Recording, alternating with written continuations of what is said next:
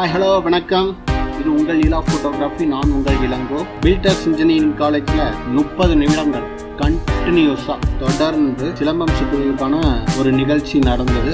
30 நிமிஷம் கண்டினியூஸாக அவங்க சிலம்பம் சுற்றணும். இந்த நிகழ்ச்சியை நம்ம பார்க்க போகிறோம். பில்டர்ஸ் இன்ஜினியரிங் கடை நத்தக்கடையூருக்கு பக்கத்தில் இருக்குது.